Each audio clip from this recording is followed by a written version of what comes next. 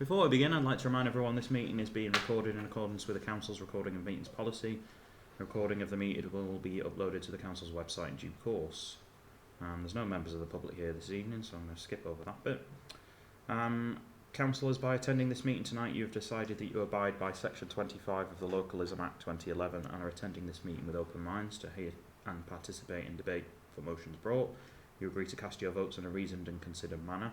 Should any councillor therefore believe they are unable to do so or would wish to ensure transparency of commitment to other bodies, I would recommend they declare them when invited to do so. Sorry, Chair. Yes. You say we've got recording. Yes. Yeah, but there's no recording on the website at all. Do you want to raise that in the public participation? That's fine. Yeah.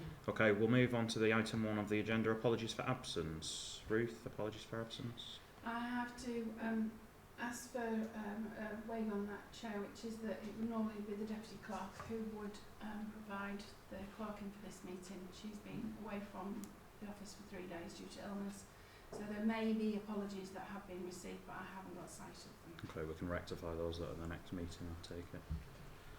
Okay, second item, register of interests and dispensations. To receive any declarations of interest or dispensations regarding any items in the agenda. Are there any to declare? No. Okay, we'll move on. Minutes of the last meeting. To approve the minutes of the meeting held on the 9th of July 2025. Everybody seen those?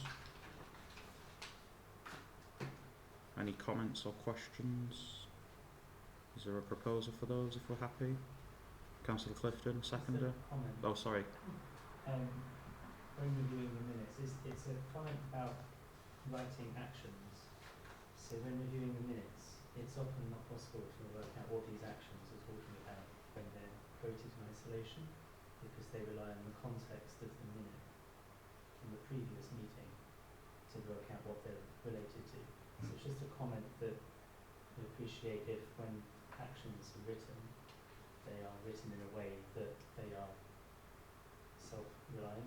You don't have to look up 3 meetings back to try and work out what the action is related to. But that's all. Otherwise, I'm happy with it. Okay, thank you. Is there a proposal for those? Councillor Clifton, seconder. Councillor Marks, all those in favour? It's unanimous.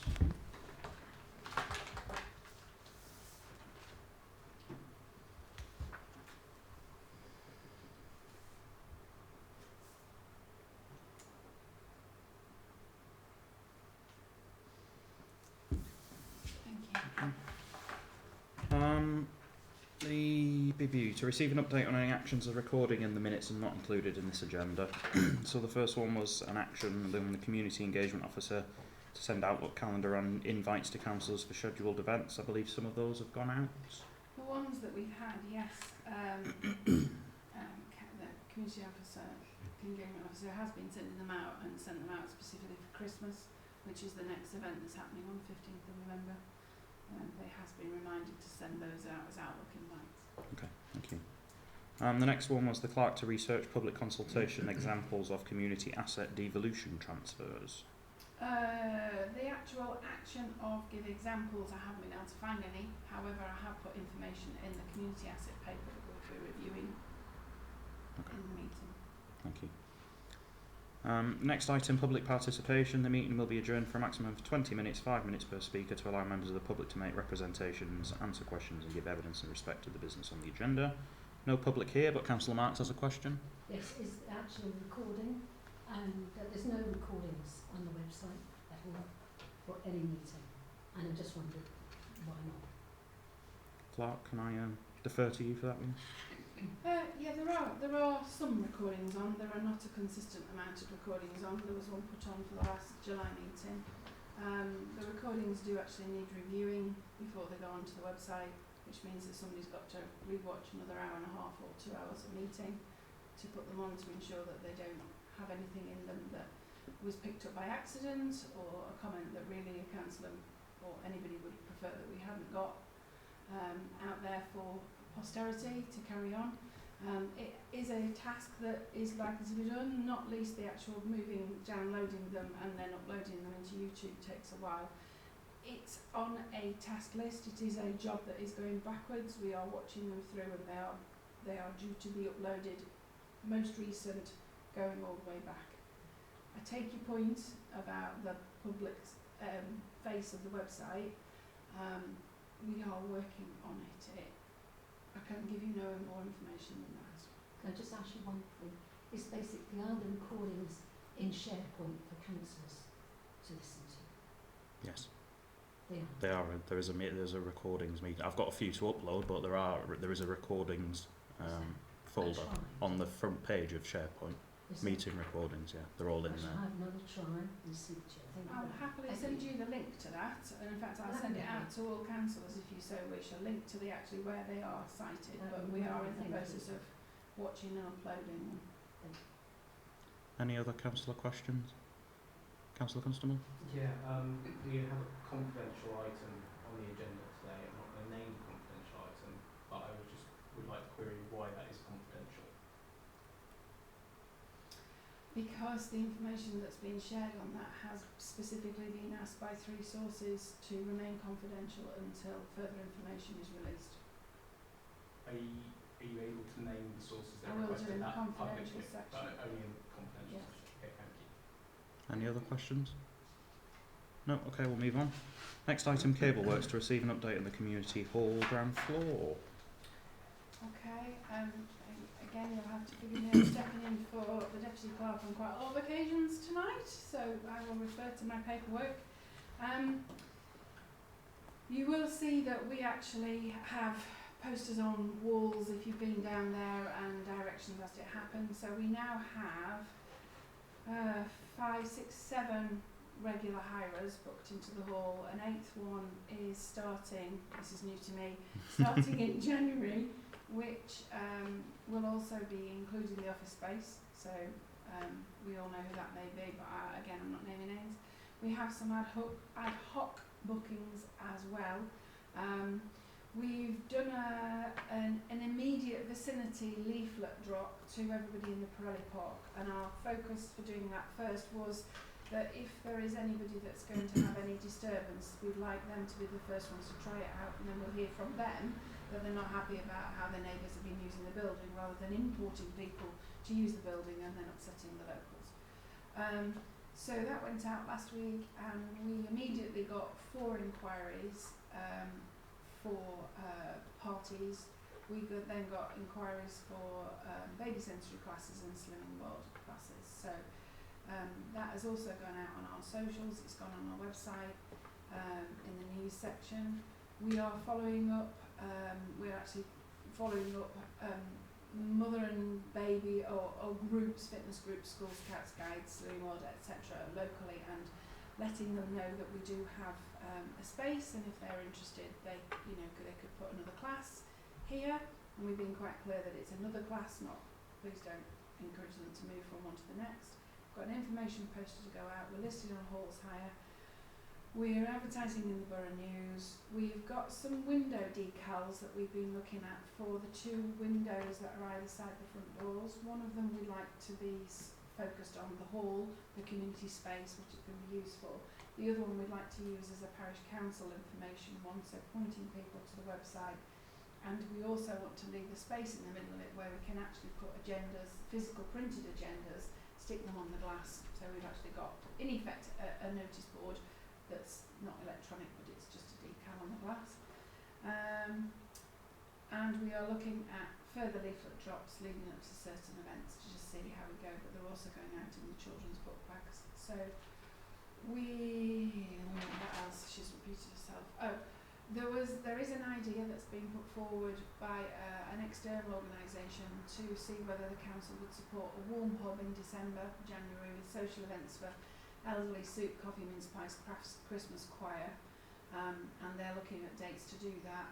The community engagement officer is getting more details and costs related to it, and will then be bringing that to council as part of the strategic plan, because that actually fits with some of the results from your surveys.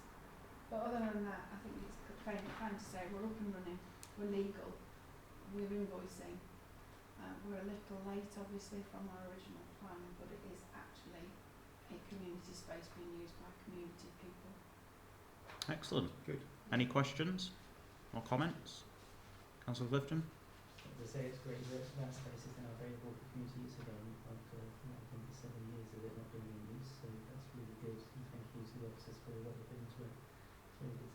saw the social post today, Mm. which I reshared, including one of the local community groups. So hopefully we'll get some interest. Excellent. Thank you. Any other comments? No? Okay, we'll move on. Thank you. Next item, events. To receive a verbal update and to confirm councillor attendance on the Christmas event planned for the 15th of November 2025, including volunteer roles and timings. Christmas already, eh? Me again, yeah, okay. So, an update from the community officer. He's been doing a lot of work with our event organisation team and our safety advisory group document the event plan that we've got. We have increased the SIA marshals for the day. So we're going to have 4 marshals throughout the day from 6 till 4 p.m, 6 a.m. until 4 p.m, and an increased number then of 12 marshals from the 4 p.m. to 8 p.m. slot, which is when we've got most movement, fireworks, light switch on, etc. We have made contact with 2 local community groups that have been excellent volunteers in the past, the Lions and the Rotary, and further information will be shared to them. What we are trying to put out is a preliminary schedule that allows volunteers to understand what they will be doing from what time to what time. The information that's been represented back to us is that it's always been, well, turn up and we'll find something for you to do. And what's happened is that a lot of people turn at the same time and don't really feel that their attendance is being valued in terms of being necessary. They've been thanked for being there, but they weren't particularly needed. So there will be a full list and breakdown of roles and timings to be sent out to interested volunteers and groups. And that will include information on HQ sign-in, high-vis jackets, refreshments, wristbands, Santa hats, maps, etc, etc. Once we have all volunteers confirmed, we can provide an actual update then on the entire event with a calendar of what's happening when, who needs to be where. So when Darryl does actually send out his volunteer schedule to ask anybody that is available whether or not they could give, we're asking for 2-hour slots, just so that it's reasonable for people rather than saying, oh, we'll need you in the afternoon. The peak time, as you can see, is that 4 p.m. to 8 p.m. time. We've also looked quite in depth with asset officers' help at the who is where. So a lot of the temporary marshals have been used for secure the fencing around the fireworks. Well, really, that's not a job that you should be asking temporary volunteers to do. So we're looking at the types of roles that we're asking volunteers to do and actually using either marshals or officers to actually be the ones that stand on the line, so to speak. And if any councillor would like their Santa hat and their high-vis jacket to do the same, we'd welcome you for the evening. Thank you. Do you need names of volunteers now? I think Darryl sent emails out, hasn't he? He is gathering that information in the background. It is a real call out. I understand that giving up an entire day is not possible, but don't underestimate the value of just a couple of hours. Even a couple of hours during the day would be highly useful. It will allow somebody else that is working for the entire day to have a couple of hours off, potentially. Excellent. And also, if you are volunteering and you don't fancy being roaming around, and you'd rather a warm job, then literally log that. There are jobs, warm jobs that need to happen. Excellent. Thank you. Any questions for the clerk? Sorry. Councillor Marks? Are we going to have a stall at the event? So the greening campaign will have the gazebo in the community market stalls down the High Street and Market Street.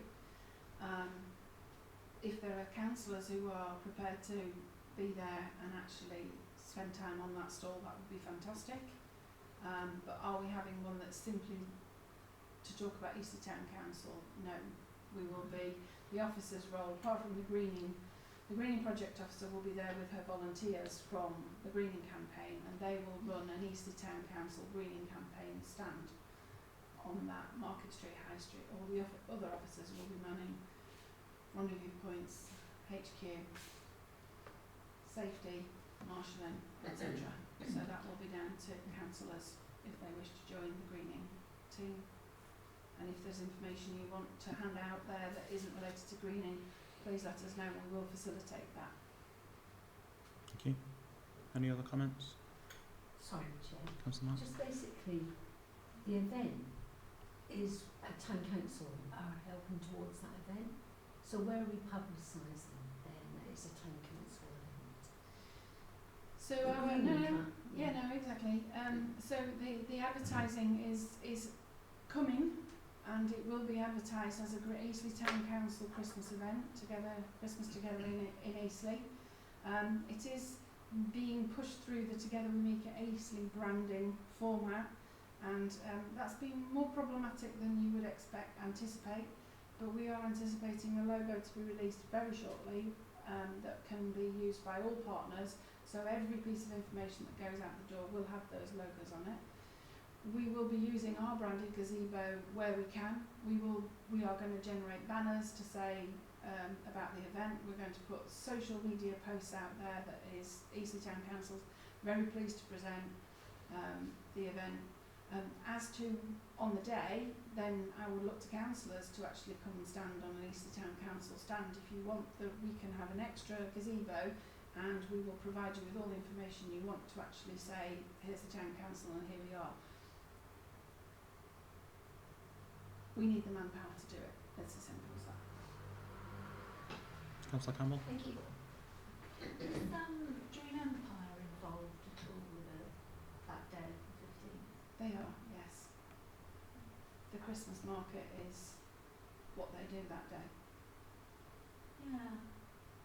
I was just surprised. The reason I ask is because we've been doing, with my Lions hat on, we've been doing the market, and they just gave me a whole list of dates, you know, future dates to sign up for, and there were various different events, but the 15th wasn't on there. So I thought, oh, I just thought it was strange. So I thought, oh well, maybe they're not involved. But perhaps they're going to do a completely separate thing for that one.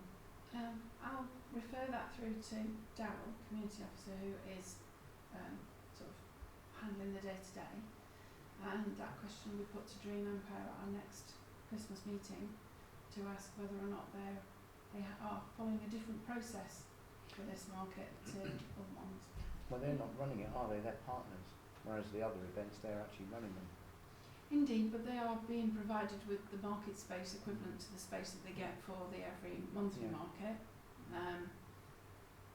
So they may not be offering community space in that market, because we do have the 2 streets that we give to the community stalls on that day.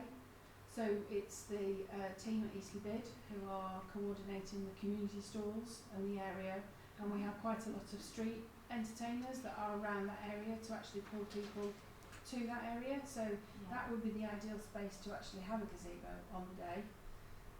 The other thing is, if you're in the market, you could be restricted to not be able to leave till gone 7 o'clock at night, whereas on the community streets you can leave by 4. Yeah, no, it's the it would be the community streets that we're always on. That's being run by Eastleigh Bid. Okay, Yeah. that probably explains it then. Thank you. Any other questions or comments before we move on? No? Okay. Next item, Eastleigh allotments. To receive and note the allotment officer dashboard report to September 2025. Again, please bear with me. So there are some things on this report that I'm sure some of you have noticed already. I'll take it section by section. Were there any questions? The only thing to clarify on the top section, which is 28.25.1, the dashboard, is the asterisk against Tennyson, 1 asterisk. There's no actual explanation of that. That actually means that we do have a spare plot, but it's not in a state to be let. It is in the process of being cleared. Any questions on that top bit then? The dashboard, the 2 tables. Are we happy with that? Okay. Next item, to receive and recommend to full council the allotment pricing structure for 26-27. Okay. So there's a lot of information provided in here. Some of the way that the figures are laid out is slightly misleading, with deficit minus figures not really being marked up as minus figures. However, the Deputy Clerk has put a lot of time and effort in explaining the rationale and the thoughts, and giving you as much information based on the costs that are being incurred at the moment. the neighbouring charge rates, the water uses, the electricity uses, and then the pricing structure at the end of it all.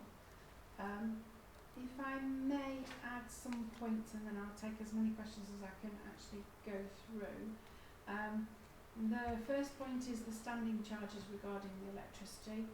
Conversation has been had with the DACA, and they have indicated verbally that they agree that it is economic sense to actually remove the electricity supply and save the £5,073 in standing charges, and they welcome the offer from the council, should you be minded to give it, to provide them with rechargeable lighting and a form of heater that they could use in those shops.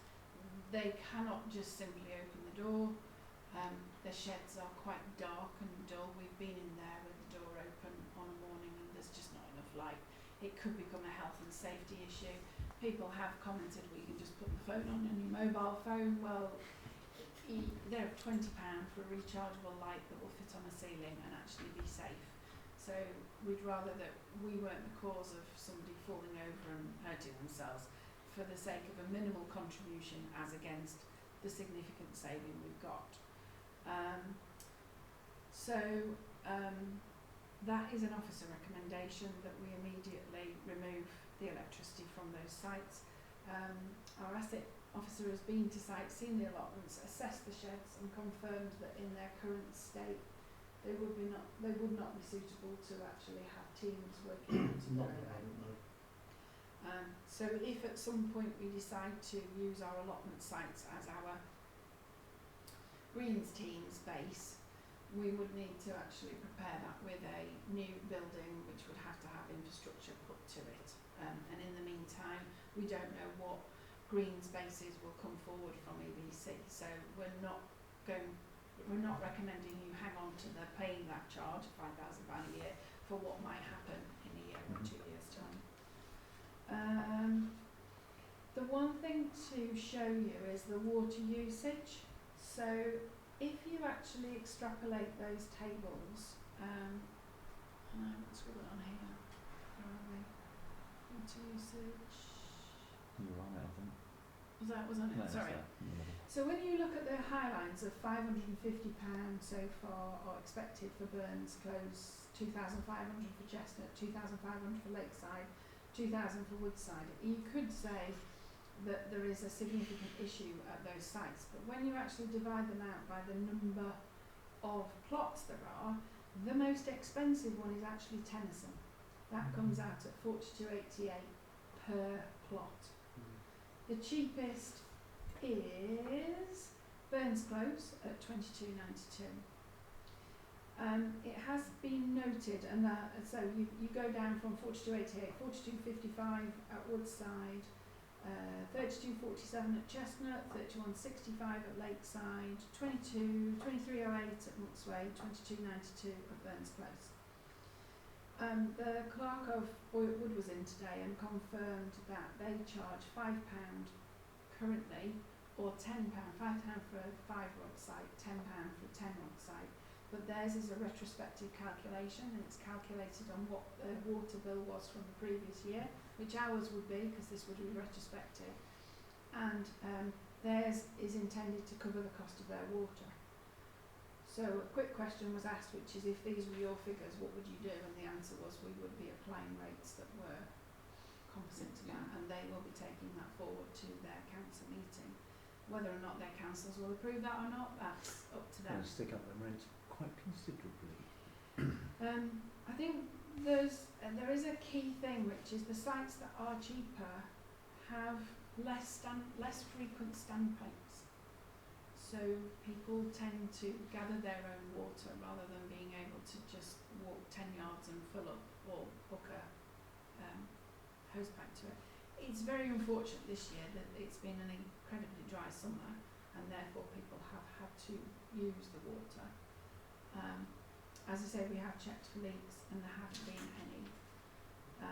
We did change our advice, so initially when the water companies put the hose pipe ban on, It said it didn't apply to allotment sites, but by the 11th of August that guidance had changed, and we had changed the guidance to our allotment sites, so we did limit the use from that point on, and they had to use watering cans.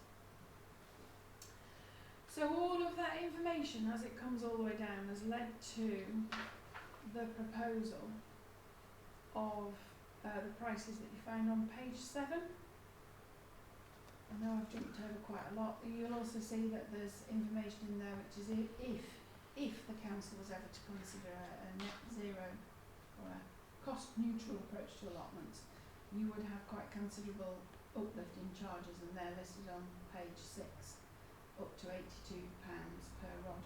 We did have a site rep meeting on Monday night. Those figures were discussed with them. They weren't surprised. They all said yes, well that's about how much we thought it would be.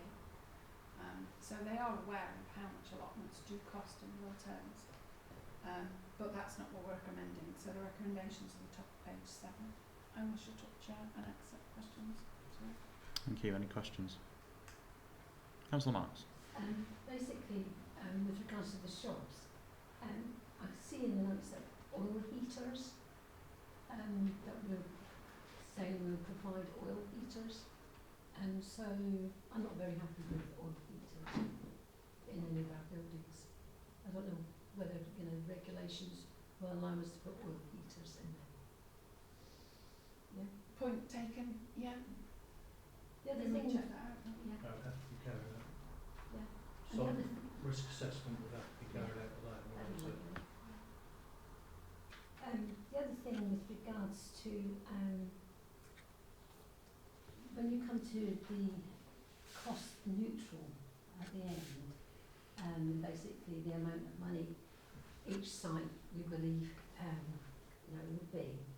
I think the actual rationale that you've taken that the staffing cost is just as a total has just been divided by the 6, and each site has that amount of money, the same amount of money, and that goes for maintenance as well.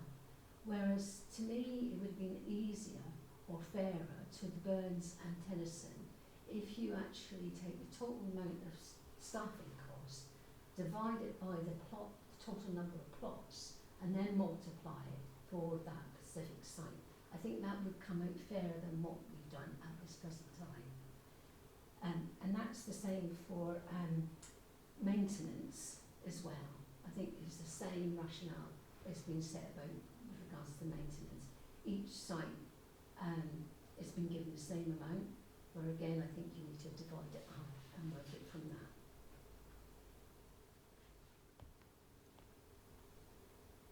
Yeah, I don't disagree. I've picked the paper up this afternoon, That's so fine, that's fine. they're all good points as Yeah. far as I'm concerned. The other thing with regards to ground maintenance, I don't know whether we can come onto this, but for Chestnut, the maintenance cost is double the amount of Lakeside. So I just wonder if there's any major work that's going to be happening in Chestnut at all. Is it the hedges? No, it comes down to the amount of work that the site reps do. So on Lakeside we are exceptionally fortunate, and the site reps actually cut the hedges, they mow all around the edge, they will spray, they basically maintain their site to the standard that they actually want it to be. On Chestnut, the site reps do a good job, but they don't do to the level of maintenance that the Lakeside site reps do. It's a historical thing, and it's very difficult to actually say to a site rep, well, could you possibly, get your hedge cutters out and cut that hedge? That's not within their job description. We've had to check that Lakeside, it's quite safe and secure for them to do that work, but they're quite adamant that they want to do it. They actually asked for a new tool at the beginning when we took over in order to allow them to do that. And it was checked at that point that they knew what to do and they would wear the correct safety equipment. So there is that offset, which is that they as a team will do a lot more with their site. Thank you. Any other comments or questions? Councillor Bicknell? I think it would be quite useful on the price per allotment per rod to bring it cost neutral. Actually, what it would actually be if everybody paid the same. because it will be very, very difficult to actually quantify exactly what money is spent on, say, Burns Road compared with Lakeside, compared with Tennyson, compared with Woodside. But actually the figure that we're interested in as a council is that total income estimated expenditure of minus £46,000. And at the moment, all allotment holders pay the same, with the exception of the level 1, 2, 3, 4 and 5. But it would be interesting if, to get cost neutral, what that would actually be for the whole lot, so everyone paid the same. Because otherwise what will happen is you could potentially end up with a long waiting list for the cheapest allotment, and then could, worst case scenario, end up with vacancies on the most expensive vacant plots. And I think, potentially then that brings the question of how we actually treat each site. Do we treat them the same, or do we end up then treating them differently if we're going to be charging different rates? Although obviously the recommendation isn't, but it would be useful to see that, because in the future we might consider trying to make the allotments more cost neutral, so that the vast bulk of our parishioners are not subsidising the few that are using allotments and getting them at a reduced rate. Thank you. Councillor Marks? Sorry, I forgot this other point. With regards to the water usage, could we not encourage the plot holders actually to get water butts? Because we bought them in bulk, and basically you could sell them to them. They are encouraged to have water butts. Part of the regulations is the water butts should have a lid on them. That's checked as part of the inspection from the allotment officer. I was out with her last week, and she was actually even talking about the drainage round buildings to make sure that they were rainwater harvesting as much as they were. There are some ideas to actually do a communal rainwater harvest with the large water bowsers that you can actually get, and they have like a little, I don't know, funnel that actually funnels water into it. So I think there are things we can do. We do encourage allotment holders to do it. There is some work over the winter getting some tidying up, and we are asking Adaka whether or not through them they can get us a reasonable price on replacements for compost bins and water tanks as well. They are in the rules, they are supposed to have them. Councillor Bicknell? Thank you, Chair. Many, many years ago, probably about 2013 I think it is, a gentleman who was down at Lakeside at the time, his name is Mr Mullins. He was the gentleman who took Eastleigh Council's court over the allotments at that time. Great chap, really good, got on with him really well. He had an idea at Lakeside, behind the buildings, got quite a lot of roof space, of using these large 1100 litre square plastic things and bank them up, and that to actually harvest the water off the roofs. Sadly it never took off. There is an issue I think with stagnant water over the winter, and using it on seedlings in the spring, because I think, speaking of Gavin, I think stagnant water, or water that's been kept all over the winter, actually will kill off seedlings, whereas it's okay to water other things with. So there have been ideas from allotment holders in the past, using the buildings for large-scale rainwater harvesting, and then obviously people can bring a water bowser, fill up from those tanks, and wheel it to their allotments.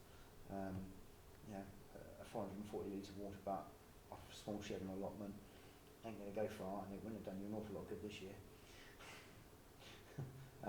So it is all relative, but I mean, on a normal year it would actually help an awful lot. So there have been ideas driven by allotment holders using the buildings and using those 1100 litre square containers, and that is, so. Thank you.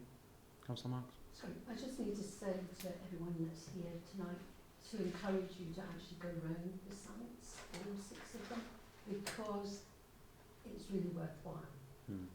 The reason why I brought up the water butts, because going round with regards to the competition, I did notice that there was, not several, but there was a few allotments, plots that didn't have any water rights on them at all.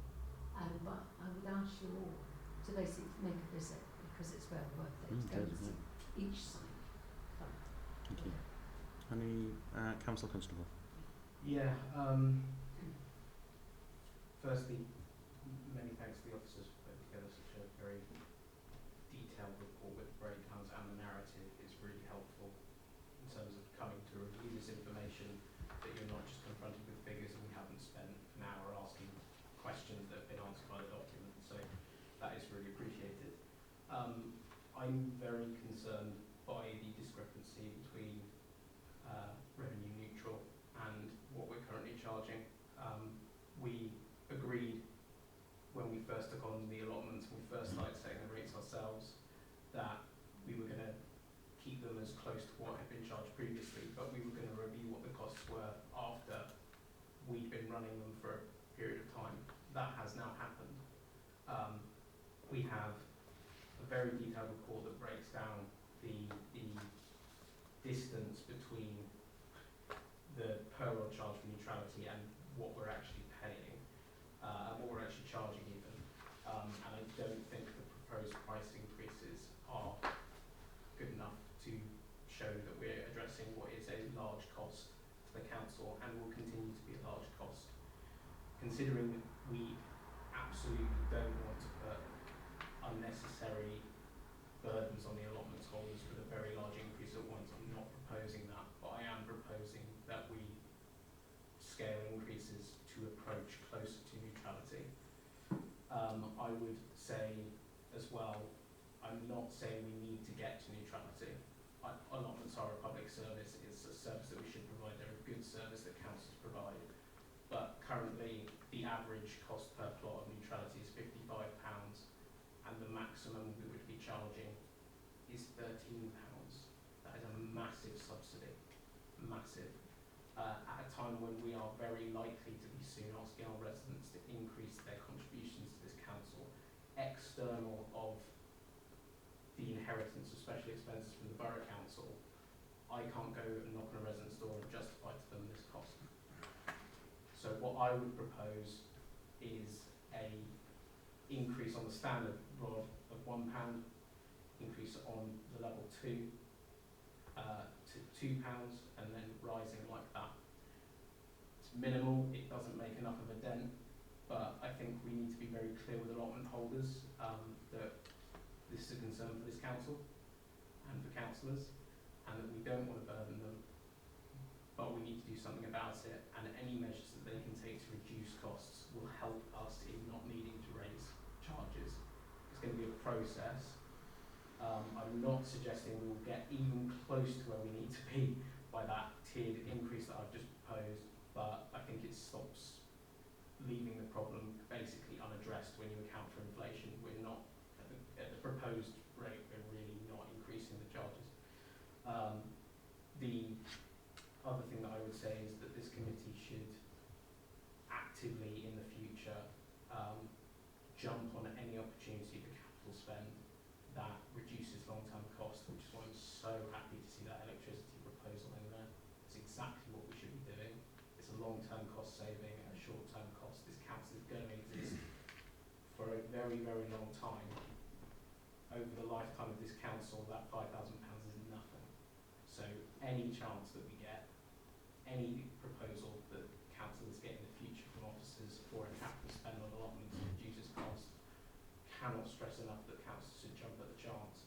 I know that that 5,000 figure looks like a lot right now, but when you break it down into yearly or like decade figures, it becomes nothing.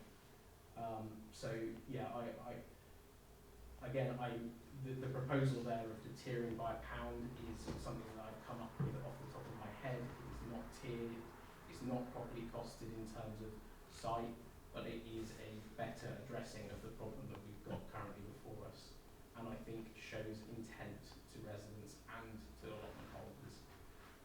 But I do think that councillors should make clear, and hopefully the council will make clear to officers that this is something that all councillors want addressed, and we want to encourage the allotment holders to take those measures to save costs wherever possible. 55 is a rough average, of those combined figures. That's probably not accurate to what it would cost per rod, but that's the average. Just so you know, that's how I've got that 55 number. But yeah, I would be willing to consider even increasing above the £1 tiering that I proposed, because we are quite a long way up from where we need to be.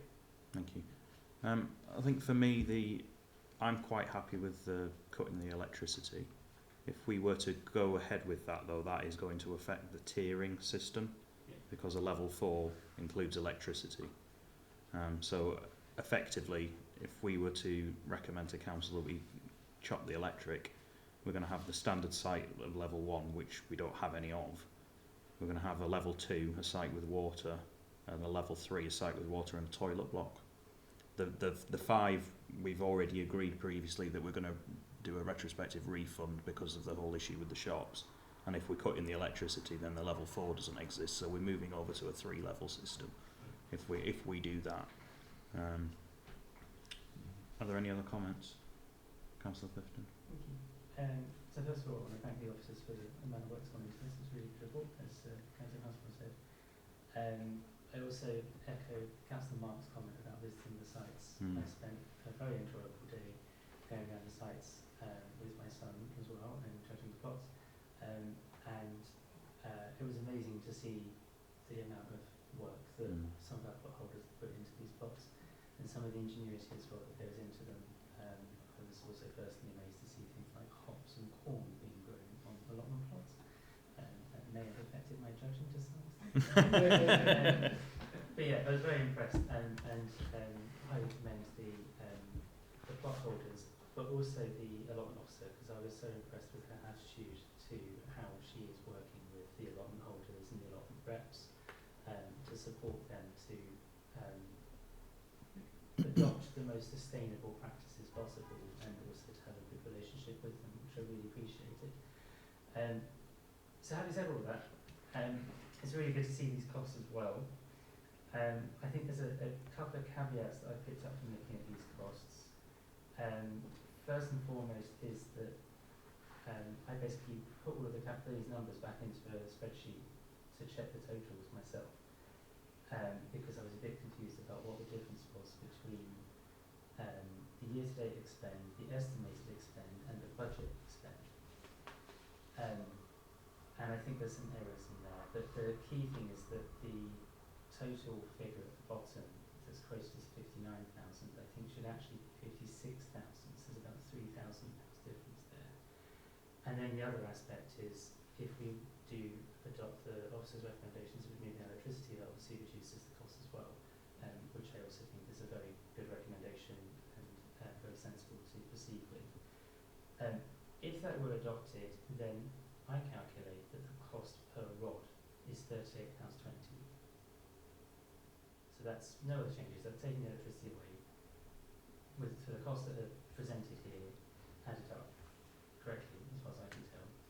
It's £38.20 per rod is the actual cost for across all of the sites.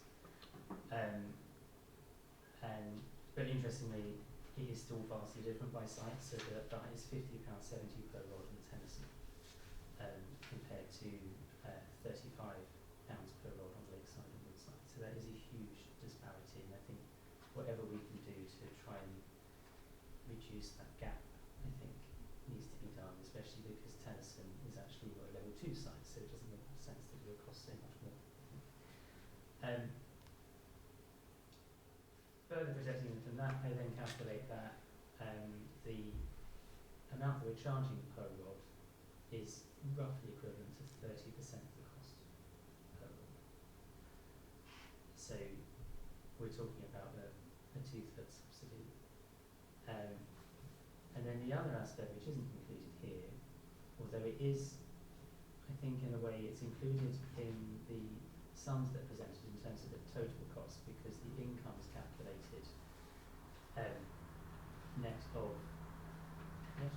net of the discounts that are given to certain block holders, whereas that isn't necessarily incorporated into some of the other costs. So that also hasn't necessarily been accounted for in terms of how we cost the plots to begin begin with. And I realise that that's the following agenda item to discuss the discount, but I think that there also has to be some appreciation of the discounts that are being offered in setting the costs, because the whole thing needs to balance. Having said all of that,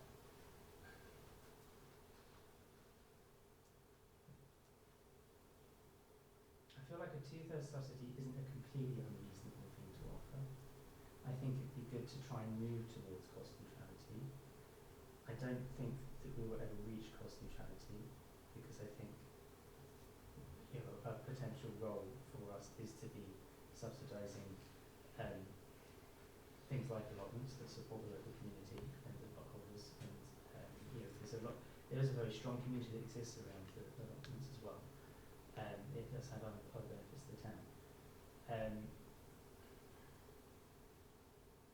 don't know, Councillor Constable's proposal has some traction, I think. I suppose my question would be, do we need to make a decision today? I'm just conscious of the... Well, it has to go to full council, doesn't it? We're recommending it, aren't we? No. Kitty, as a committee, you've got delegated powers to set the charge rates on your assets. The only time limiter we have is that if we are putting up, we have to notify the allotment holders by the 1st of October. Yeah, so it needs to be this month. Yeah, okay.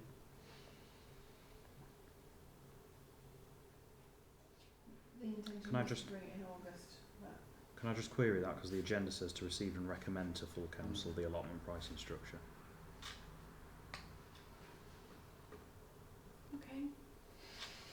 So My do we have apologies. do we have you delegated? do have delegated power as a committee to Right, set the that's charge rates for your assets, and allotments is one of them. Okay. So we can You can. tonight. I will not lead you astray No, on that's that. fine. I may not have read the agenda, but I will not lead you That's astray fine. on your delegated powers. Thank you. So that means that there is potentially, if we needed further work on this, then the final recommendation could come to full council. It can be, yeah. You can, if you wanted to work, then you can return to council on 24th. That will give us time to get the notifications out. Thank you. Councillor Bateman? Thank you, Chair. I don't disagree with comments made with reference to starting to bring allotments to a more cost-neutral position. I don't think we'll ever make it. I'll come back to one of the reasons why I don't think we'll ever make it. I have some sympathy with Councillor Constable's comments with reference to the proposed charges for 26-27.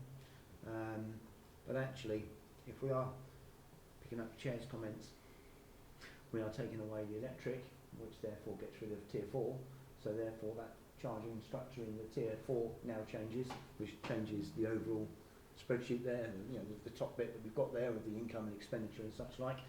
And then of course the other thing to take into account is how the over 60s discount, which we'll discuss later or in a moment, will actually, how much money that might give us back. But either way, it actually does affect that budgeted expenditure and the loss versus income. So yeah, I could be sympathetic to increasing them further, because actually it is, a 2/3 subsidy is quite a lot being paid for by the vast majority of people that don't actually have an allotment. The only caveat to all that is you have to be a little bit careful with allotments, because as I say, I came into allotments after Eastleigh Council was taken to court or trying to actually increase allotment charges by too much. I don't know the reasons why they were looking to charge them. It was only as I'd just become a councillor and chair of ELAC at the time. But Eastleigh Council lost in court.